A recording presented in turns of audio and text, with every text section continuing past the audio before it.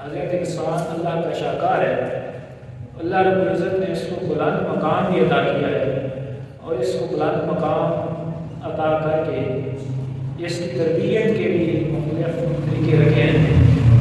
انسان کے اندر جہاں خیر و شر کا مادہ ہے، انسان بھلائی بھی کرتا ہے، برائی بھی کرتا ہے. گناہ کا بھی انسان کے اندر ایک مادہ ہے. آگ، ہوا، پانی اور مٹی، یہ 4 عناصر ہیں جس سے انسان کو پیدا کیا گیا. تو یہ جب انسان کے اندر آگ کا غلبہ ہوتا ہے یا گناہ کی سرشت انسان کے اندر جب ہے، انسان سے غلطیاں اور خطائیں بھی ہو جاتی ہیں. اللہ رب العزت نے انسان کو صحیح راہ راست پہ لانے کے لیے اللہ رب العزت نے انسان کی تربیت کے بھی انداز رکھے، جس میں سے ایک بہت اہم رمضان مبارک کا مہینہ بھی ہے، جو کہ قریب چند دنوں کے بعد ہمارے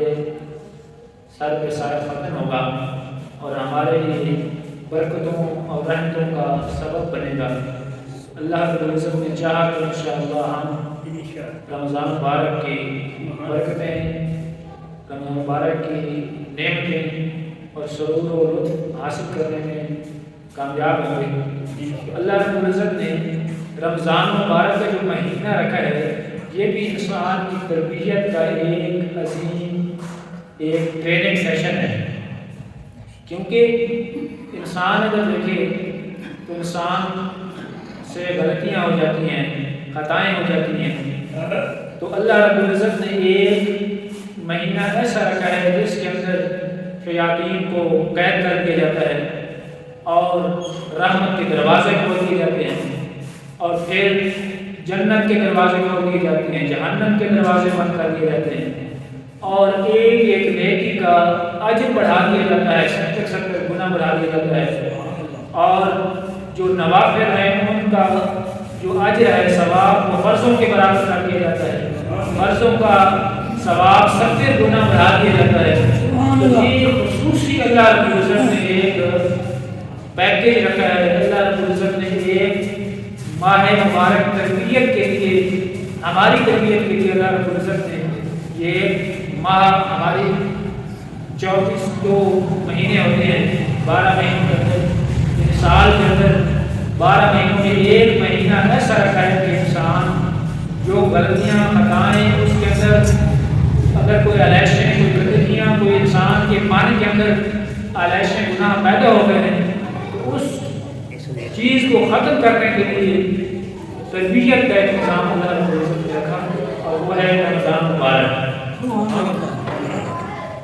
تو اللہ رب العزت کی مشیت ہے اس میں کہ جس طرح باقی مذاہب میں کوئی عبادتوں کا نظام ہوتا ہے تو اس کا کوئی اپنا اپنا طریقہ ہے، کسی کا کوئی اس کے اندر اتنا فلسفہ نہیں ہوتا. کوئی مورتیوں کے آگے سجدہ ریز ہو رہا ہے، تو کسی چیز کو پوجا کر رہا ہے، بتوں کو پوجا کر رہے ہیں. تو اسلام کا جو نظام ہے عبادت بھی دیکھا جائے تو یہ صرف کوئی عبادت یا پوجا پاٹ کا صرف نظام نہیں ہے، بلکہ اس کے اندر ایک فلسفہ بھی کار رہا ہے کہ اللہ رب العزت نے جو عبادت رکھی ہے اس کے اندر معاشرتی، مذہبی، اخلاقی، جسمانی، ہر لحاظ سے انسان کے لیے بڑے فوائد و ثمرات بھی ہیں. تو روزہ یا کتنی بھی عبادات ہیں جو بھی ہم کرتے ہیں، کرتے اللہ کی رضا کے لیے ہیں، لیکن ان کے اثرات ہماری شخصیت کے اوپر بھی ہوتے ہیں اور معاشرے کے اوپر بھی ہوتے ہیں. صرف رمضان مبارک کو دیکھنے کتنا ڈسپلن آ جاتا ہے کہ ایک ہی وقت کے اندر تھوڑا سا نہ پہلے نہ بعد، بلکہ ایک وقت مقرر کیا گیا ہے، اس وقت انسان اقدار کرتا ہے. کیسی انسان کے اندر ایک ڈسپلن اور نظم و ضبط کی کیفیت دیکھیں کہ انسان جب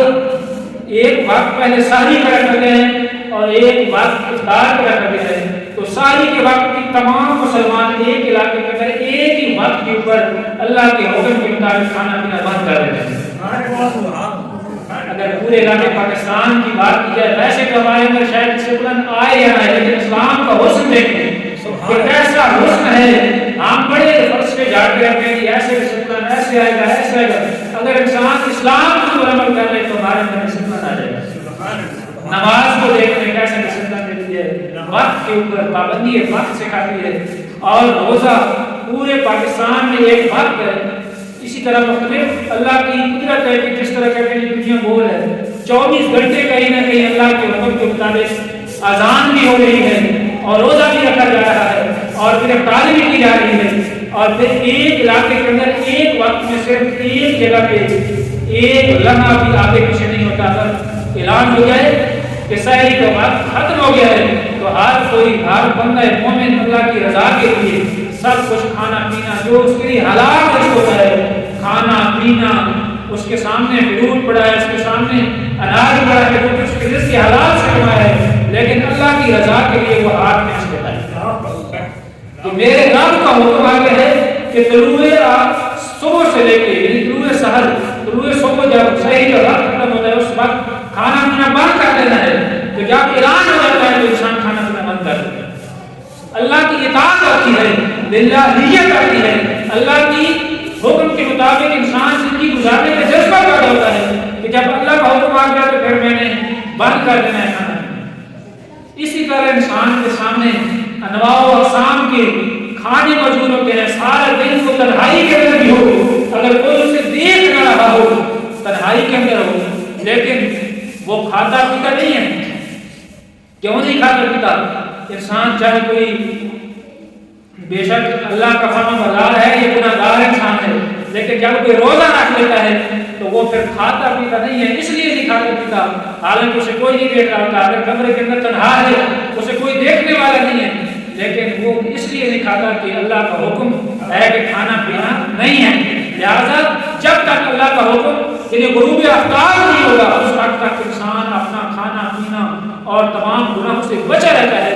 اور پھر ایک وقت آتا ہے کہ جب ایک علاقے میں جب منادی ندا کرتا ہے کہ اب افطار کا وقت ہو چکا ہے تو تمام امت مسلمان اس علاقے کی امت مسلمان ایک ہی وقت میں اللہ کے حکم سے کھاتے ہیں۔ ایک آسٹریلیا کا ڈاکٹر کہتا ہے، میں تاریخ پڑھ رہا تھا یہاں پہ پاکستان کے اندر، اس نے دیکھا بڑا ریسرچر تھا، اس نے اس کی جو یہاں پہ کولیگز تھے ان کے ساتھ اس نے بیٹے کی ایک ہوٹل پہ گئے، کھانا لگ گیا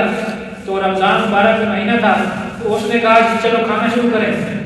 تو ساتھی نے بتایا کہ ابھی ہمارا رمضان مبارک کا ہے، روزہ چل رہا ہے، لہٰذا ہم ساتھ جو ہے روزے کے افطار کا ٹائم ہوگا کہ سب اکٹھا ہم افطار کریں گے۔ وہ بڑا حیران ہوا کہ اتنا ڈسپلن، اور وہ بڑا ہوٹل تھا، اس میں عورتیں بچے مرد عورتیں کافی سارے لوگ موجود تھے،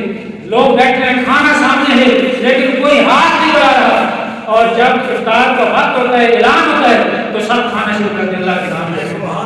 تو وہ بڑا متاثر، اس نے کہا کہ میں نے بڑے مناظر دیکھے لیکن اتنا میں نے ڈسپلن نہیں دیکھا جتنا مسلمانوں کے اندر ڈسپلن، جتنا نظم و ضابطہ ہے، ایک آواز کے اوپر سارے کھانے پینے کے پہلے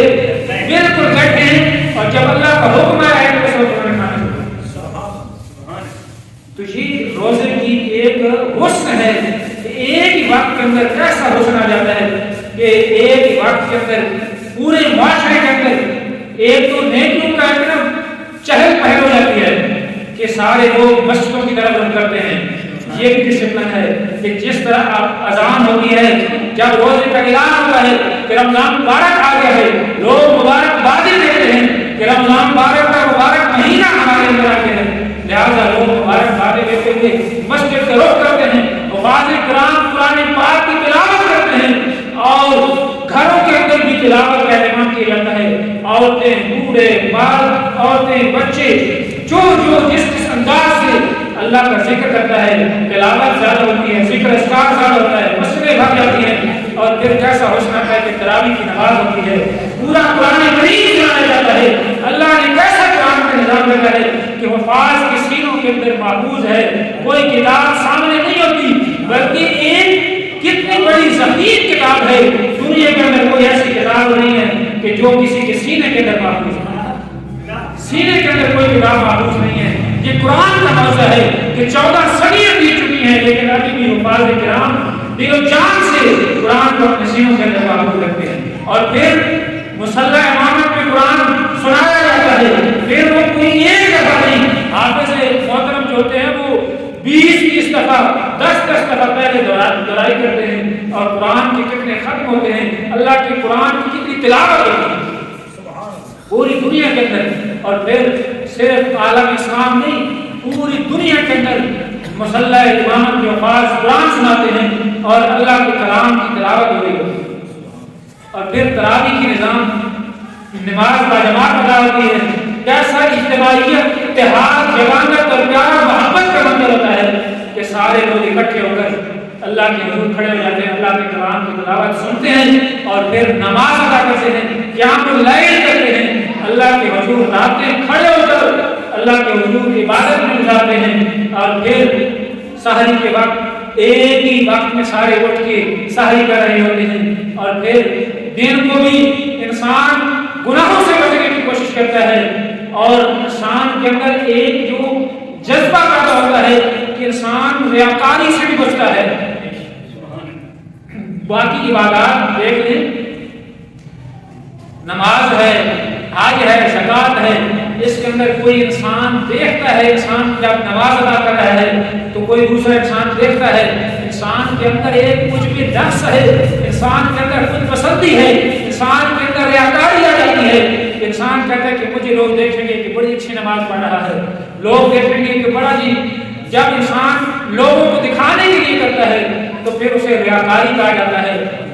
نماز کے اندر بھی ریاکاری آ سکتی ہے، اللہ رب العزت ہمیں اس چیز سے بچائے۔ نماز کے اندر بھی آ سکتی ہے، حج کسی نے کیا، اس کے دل میں خیال آ سکتا ہے کہ میں حج کر رہا ہوں، لوگ کہیں گے کہ بڑے حاجی صاحب 10 حج کر لیے، عمرہ کر لیا، لوگوں کو دکھانے کے لیے، مال خرچ کرنے کے لیے۔ اگر زکوٰۃ ادا کر رہا ہے، اس کے ذہن میں، دل میں خیال آ سکتا ہے کہ میں جو زکوٰۃ دوں گا لوگ مجھے سخی کہیں گے، لوگ مجھے مالدار کہیں گے، لوگ مجھے دیکھیں گے، واہ واہ کریں گے۔ اگر کوئی صدقہ خیرات کر رہا ہے، اس کے اندر بھی خیال آ سکتا ہے کہ لوگ دیکھ کر میری واہ واہ کریں گے۔ لیکن ایک روزہ ایسی عبادت ہے جو خالق کو معلوم ہے اور اس کے بندے کو معلوم ہے، اور کسی کو معلوم نہیں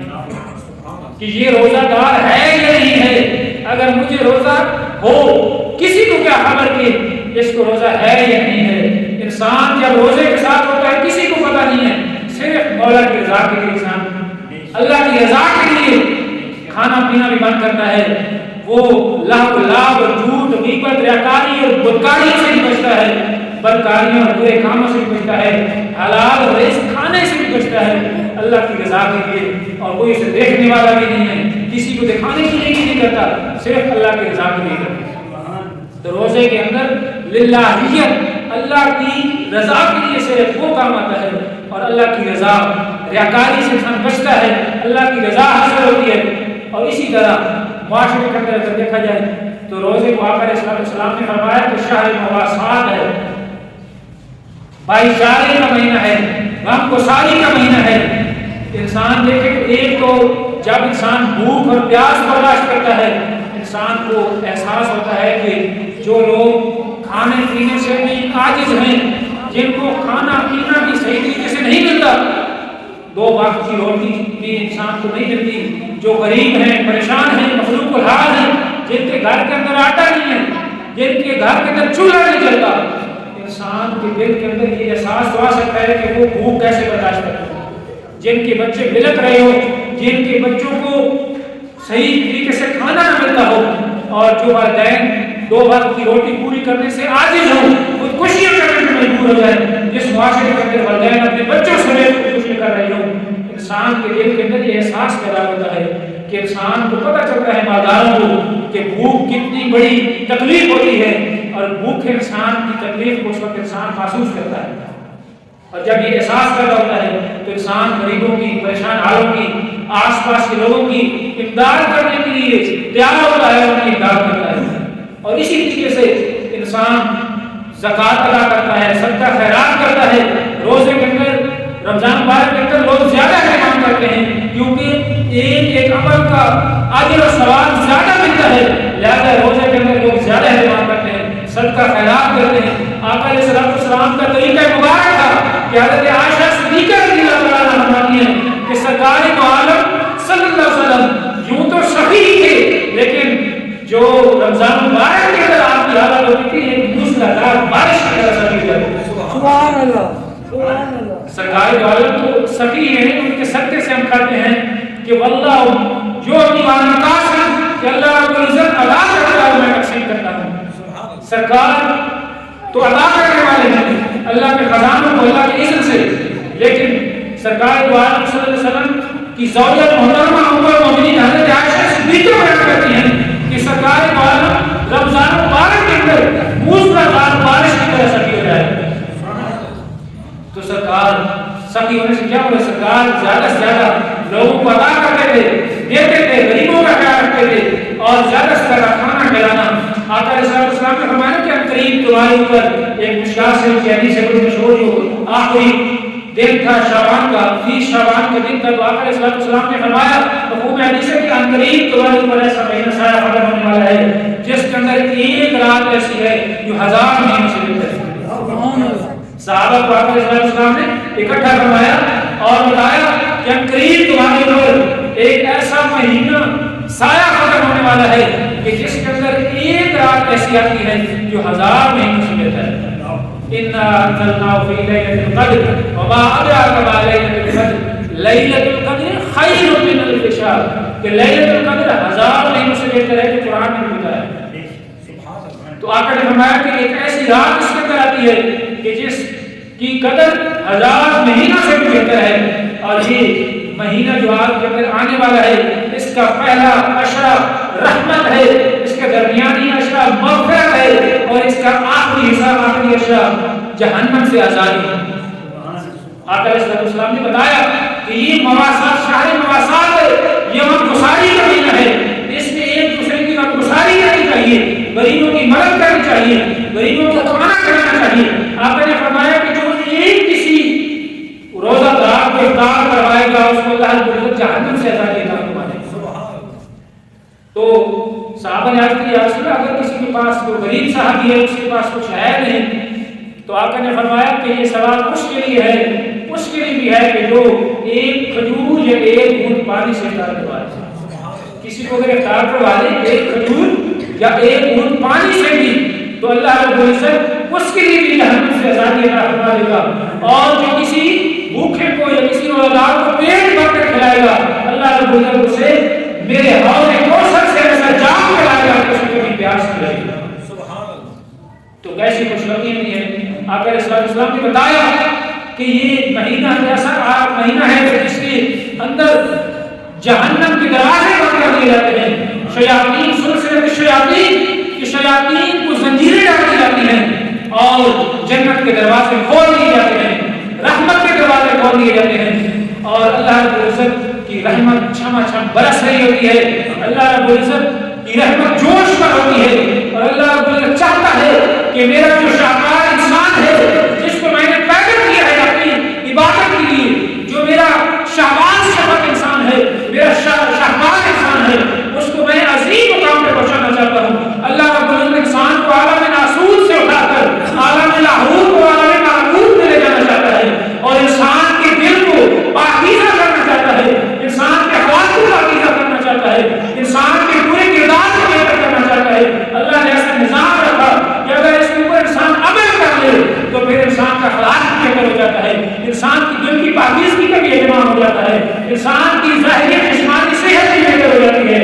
روزے کے طبی فوائد بھی حاصل ہوتے ہیں، جسمانی فوائد بھی حاصل ہوتے ہیں اور انسان کی روح کو بھی باریکی ملتی ہے، اللہ کا قرب بھی نصیب ہوتا ہے اور سب سے بڑھ کر تقوی اور پرہیزگاری ملتی ہے. اللہ کو عزت نے بتایا کہ روزے کا حقیقی مقصد کیا ہے کہ یا ایھا الذین آمنوا کتب علیکم الصیام کما کتب علی الذین من قبلکم لعلکم تتقون. میں نے شروع میں آیت کریمہ پڑھی ہے سورہ بقرہ آیت نمبر 183 ہے کہ اللہ رب العزت فرماتا ہے کہ اے ایمان والو میں نے تمہارے اوپر روزے فرض کیے ہیں. صرف تمہارے اوپر بھی فرض نہیں کیے بلکہ یہ ایسی عبادت ہے جو میں نے پہلی امتوں کے اوپر بھی فرض کی. کما کتب علی الذین من قبلکم اس لیے فرض کیے بتا بھی دیا. کیا روزہ رکھنے سے بھوکا پیاسا رکھنا مقصود ہے؟ کیا انسان کو اللہ رب العزت اپنے معاذ اللہ کے خزانوں میں کوئی کمی آتی ہے انسان بھوکا پیاسا رہے؟ نہیں، بلکہ اللہ رب العزت انسان کو بھوک اور پیاس دے کر کیا کرنا چاہتا ہے؟ لعلکم تتقون تاکہ تمہارے اندر تقوی آئے، تمہارے اندر پرہیزگاری آ جائے. انسان کے اندر تقوی پیٹ بھر کر کھانے میں نہیں آتا. روزہ رکھنے میں بھی انسان سحری کرے، سحری میں برکت ہوتی ہے لیکن اتنا بھی نہ کرے کہ کہ انسان جو ہے وہ پورا پیٹ بھر لے اور گردن تک انسان جو ہے وہ پیٹ بھر لے سارا دن نکال لے کر ہے، اس سے کیا انسان کے اندر پاکیزگیاں نہیں ہے؟ تھوڑا کھانا، قلت طعام، قلت منام اور قلت کلام۔ یہ صوفیاء نے بتایا ہے کہ قلت طعام، کم کھانا جو ہے یہ انسان کو کسی مقام پہ پہنچ جاتا ہے۔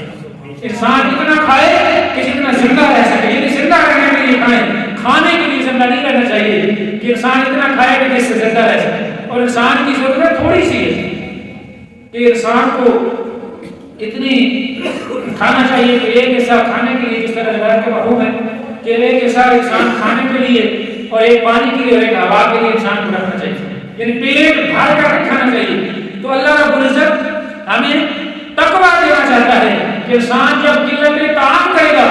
انسان کم کھائے گا، اس کے اندر بھوک جب انسان کے اندر پیدا ہوگی، اللہ کی یاد آتی ہے، اور بھوک کی وجہ سے انسان کے منہ سے جو بو آتی ہے، اللہ رب العزت کے پیارے حبیب نے فرمایا کہ روزہ دار کے پیٹ سے نکلنے والی منہ سے آنے والی جو بو ہے بھوک کی وجہ سے، تو اللہ رب العزت کو گوشت اور کستوری سے زیادہ پسند ہے۔ سبحان اللہ۔ تو اللہ رب العزت چاہتا ہے کہ بندہ تقویٰ اختیار کر لے، میرا قرب حاصل کر لے، میرے قریب آ جائے، تو انسان قلت طعام کرے، یعنی روزے کے اندر کھانا پینا انسان ترک کرتا ہے تو اصل مقصد یہ ہے کہ انسان بھوک برداشت کرے، بھوک برداشت کرے۔ اور ایسی ایسی تحقیقات سامنے آئی ہیں کہ انسان کے جسم کے اندر کینسر کے جراثیم پیدا ہو جاتے ہیں، اور انسان ایسی تحقیقات سامنے آئی کہ انسان اگر ایک سال کے اندر 30 دن اگر بھوک برداشت کر لے، بھوک اور پیاس برداشت کر لے، تو وہ جراثیم ختم ہو جاتے ہیں۔ پریکٹس کروائی جاتی ہے، اور انسان مسلمانوں کے لیے تو ویسے ہی رمضان مبارک اللہ رب العزت کرتے ہیں۔ تو اللہ رب العزت سب سے بڑا حکیم ہے، دانا ہے، اس نے یہ روزے رکھے تو انسان کی تربیت کے لیے، انسان کی ہر لحاظ سے، جسمانی، بالغی، روحانی پاکیزگی اور تقویٰ اور طہارت اور جسمانی اور صحت ہر لحاظ سے اس کی فوائد ہے۔ تو انسان قلت طعام کرتا ہے، بھوک برداشت کرتا ہے، اس بھوک برداشت کرنے کی وجہ سے انسان کے اندر تقویٰ پیدا ہوتا ہے۔ بھوک انسان کو بہت کچھ سکھاتی ہے، اللہ کی یاد آتی ہے، اور اسی طریقے سے انسان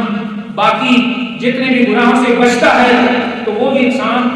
بہت سارے گناہوں سے بچنے کی کوشش کرتا ہے، کیونکہ روزہ فقط بھوکے پیاسے رہنے کا نام نہیں ہے۔ اللہ رب العزت کے پیارے حدیث نے بتایا کہ اگر انسان بھوک اور پیاس برداشت کرتا ہے، بھوکا پیاسا رہتا ہے صبح سے شام تک، اور وہ جھوٹ اور دھوکہ دہی اور بدکاریاں نہیں چھوڑتا، تو اللہ رب العزت کو کوئی ضرورت نہیں ہے کہ اسے بھوکا اور پیاسا رہے۔ تو اصل مقصد کیا ہے کہ روزہ ہر چیز کا روزہ ہوتا ہے، انسان پورے بدن کا روزہ رکھتا ہے۔ معاشرے کے اندر ایک تبدیلی آ جانی چاہیے کہ انسان جب روزے کے ساتھ ہو تو انسان کی نگاہوں کا بھی روزہ ہو، زبان کا بھی روزہ ہو، گالی گلوچ اور بکواسات اور غیبتیں اور توبتیں اور دل آزاری نہ کرے، دوسروں کے ساتھ بحث نہ کرے بلا وجہ، کسی کو خواہ مخواہ ڈسکس کرنے کا کوئی فائدہ نہیں ہوتا۔ یہ سیاسی ڈسکشن ہو رہی ہے، یہ کوئی غیبت، کسی کو ڈسکس کیا جا رہا ہے، کسی کو موضوع بحث بنایا جا رہا ہے، تو غیبت جیسا کبیرہ گناہ انسان اس کے ارتکاب کر لیتا ہے۔ کہ زبان کا بھی روزہ رکھنا چاہیے۔ غیبت کسی کی پیٹھ پیچھے اگر انسان برائی بیان کرتا ہے، اگرچہ اس بندے کے اندر وہ موجود بھی ہو تو اس کو غیبت کہا جاتا ہے۔ اس لیے غیبت کبیرہ گناہ ہے، زبان کا گناہ ہے، غیبت سے بچنا چاہیے۔ انسان کو آنکھوں کا روزہ رکھنا چاہیے کہ ہر لحاظ سے انسان بدکاری، یعنی انسان صرف یہ نہ دیکھے کہ میں نے روزہ رکھ لیا، کھانا پینا بس، اس کے علاوہ جو مرضی کرتا رہے، بلکہ آنکھوں کا بھی روزہ ہو۔ ایسی چیز نہ دیکھے جس کو اللہ رب العزت نے دیکھنے سے منع فرمایا ہے۔ انسان کو پتہ ہے کہ مجھے کیا چیز دیکھنے سے منع کیا گیا ہے۔ انسان کو غیر محرم کو نہیں دیکھنا چاہیے، غیر محرم عورت کو نہیں دیکھنا چاہیے، اور پھر انسان کے پاس ایک بہت بڑی ایک اچھی چیز بھی ہے اور بڑی مصیبت بھی ہے کہ انسان کے پاس موبائل ہے، اس کو اگر اس کا اچھا استعمال کرے انسان تو بہت اچھے فوائد بھی ہیں، لیکن ہماری اکثر جو نوجوان نسل ہے یا اکثریت جو ہے وہ اس کا غلط استعمال کرتے ہیں، اور انسان اگر برے مناظر دیکھتا ہے، بری چیزیں دیکھتا ہے، برائی دیکھتا ہے، بے حیائی دیکھتا ہے، اور نہ بھی دیکھنا چاہے تو پھر بھی سامنے آ جاتی ہیں ایڈز کی شکل میں، ایڈورٹائزمنٹ ایسی آتی ہیں کہ بے حیا عورتوں کی تصویریں آ رہی ہوتی ہیں، تو انسان کو چاہیے کہ روزہ اگر ہے تو انسان نیٹ کا استعمال ہی نہ کرے، کوشش کرے کہ تلاوت کرے، ذکر اذکار کرے، زیادہ سے زیادہ اللہ کی جو مسجد کے اندر وقت گزارے،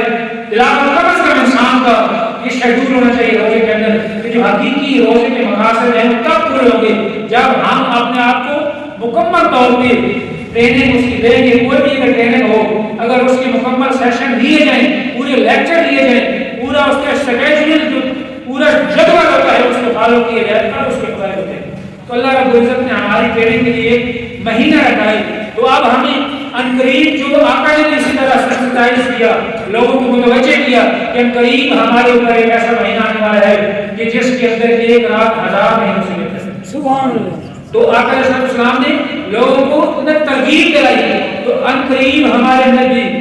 ہماری قسمت میں بھی اللہ رب العزت نے یہ لکھا ہے، تو ہم بھی انشاءاللہ رمضان مبارک کو پائیں گے، اور عنقریب جب آئے گا تو ہمیں ذہنی طور پر تیار ہونا چاہیے، اور پورے 30 دن ویسے تو ہر وقت انسان کو اللہ کی رضا کے لیے کام کرنا چاہیے، لیکن 30 دن انسان اپنے تمام کام جو ہے ان کو ذرا سائڈ پہ رکھے اور اپنی فراغت حاصل کر لے، تمام کاموں کو انسان ایسا شیڈول کرے کہ جتنا زیادہ سے زیادہ وقت انسان فارغ ہو جائے۔ سارا سال انسان کام کرتا رہتا ہے، لیکن کم از کم اگر ایک مہینے کے لیے انسان اپنے آپ کو تھوڑا سا اسپیئر کر لے، اس لیے کہ اپنی تربیت کے لیے کہ اللہ رب العزت نے ایک مہینہ رکھا ہے، پورے مہینے کی کم از کم ٹریننگ اچھے انداز سے کر لوں، اور پورا مہینہ انسان کیا کرے کہ صحیح طریقے سے روزے کا خیال رکھے، ساری افطاری وقت پر کرے، نماز پنجگانہ باجماعت ادا کرے۔ یعنی جب انسان کے اندر ایک جذبہ ہوگا میں نے پہلی صف کے اندر نماز باجماعت ادا کرنی ہے، تو پھر انسان پہنچ جائے گا۔ اور اسی طریقے سے کم از کم انسان کے اندر یہ جذبہ ہونا چاہیے کہ میں ایک دفعہ کم از کم رمضان مبارک کے اندر قرآن کریم ختم کروں گا، تلاوت کروں گا، اور زہر مقدر زہر نصیب کے انسان ترجمہ اور تفسیر کے ساتھ قرآن کریم کو پڑھ لے کہ میرے رب کا کلام کہتا کیا ہے،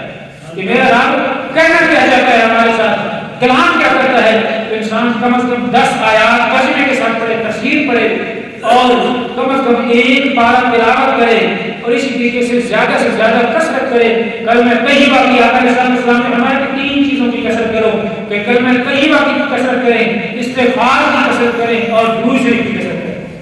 یہ 3 چیزیں ایسی ہیں کہ زیادہ سے زیادہ کلمہ طیبہ لا الہ الا اللہ محمد رسول اللہ صلی اللہ علیہ وسلم، یعنی جس کو آقا نے فرمایا کہ افضل ذکر لا الہ الا اللہ، کہ سب سے بہترین ذکر لا الہ الا اللہ، کہ انسان گواہی دیتا ہے کہ اللہ کے سوا کوئی معبود نہیں، یعنی اللہ پر ایمان کو پختہ کرتا ہے، لا الہ کے فوائد حاصل کرتا ہے، اور پھر کلمہ کے ساتھ تسبیحات کے کم از کم ایک تسبیح تو پڑھ لے، زیادہ جتنا پڑھ لے، لیکن کم از کم ایک تسبیح تو پڑھے، ایک تسبیح کلمہ شریف کی پڑھ لے، اور ایک تسبیح استغفار کی پڑھ لے، درود شریف کم از کم 313 مرتبہ پڑھے، کیونکہ 313 مرتبہ پڑھنے والا کثرت سے درود شریف پڑھنے والا میں شمار ہو جاتا ہے۔ اس لیے انسان کو کم از کم 3 تسبیحیں درود شریف کی پڑھنی چاہیے۔ یہ ذکر اذکار میں انسان وقت گزارے، ہر نماز کے بعد ذکر اذکار کرے، اللہ رب العزت کو راضی کرنے کے لیے ہر قسم کے کام کرے،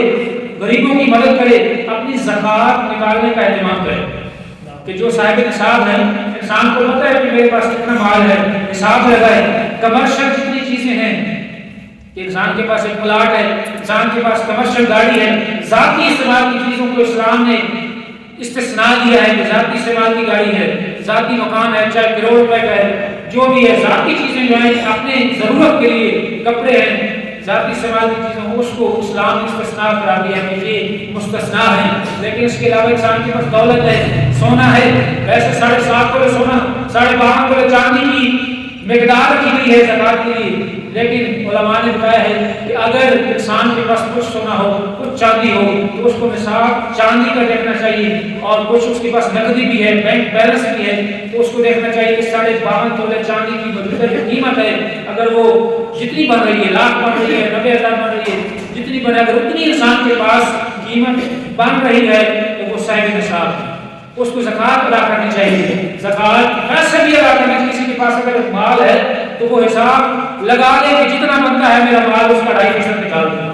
تو اللہ کی رضا کے لیے، اللہ کی رضا کے اپنے مال کو پاک کرنا چاہیے۔ جب تک مال پاک نہیں ہوتا، انسان کی عبادتیں بھی قبول نہیں ہوتی۔ انسان رزق حلال کمائے، رزق حلال انسان سے روزہ رکھ لے، ادھر سے حرام کھاتا رہے اور ادھر سے زبان سے گالی گلوچ غیبتیں بھی کرتا رہے، نگاہوں سے بدکاریاں بھی رکھتا رہے، اس روزے کا کوئی فائدہ نہیں، اس عبادت کا کوئی فائدہ نہیں۔ اصل مقصد ہے تقویٰ، پرہیزگاری، اللہ کی اطاعت، للہیت، لعلکم تتقون، تاکہ پرہیزگاری کرتا ہے۔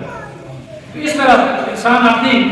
اپنا شیڈول بنا لے، زکوٰۃ ادا کر لے۔ زکوٰۃ دینے کے لیے بھی اپنے رشتہ داروں کو دی جا سکتی ہے، ماں باپ کو نہیں دے سکتے، اپنے بچوں کو نہیں دے سکتے، بیوی بچوں کو نہیں دے سکتے، کیونکہ وہ ان کا آپ کے اوپر حرج ہے، ذمہ ہے، لیکن باقی بہنوں کو دے سکتے ہیں، بھائیوں کو دے سکتے ہیں، کزنس کو دے سکتے ہیں، رشتہ داروں کو دے سکتے ہیں، سید کو نہیں دے سکتے، ان کی ویسے مدد کرنی چاہیے۔ مسجد کے اوپر زکوٰۃ نہیں لگتی، تو یہ چیز انسان کو سیکھنی چاہیے اور اپنا رمضان مبارک اچھے انداز سے گزارنا چاہیے تاکہ ہماری تربیت صحیح معنوں میں ہو جائے۔ اللہ رب العزت ہمیں عمل کی توفیق عطا فرمائے۔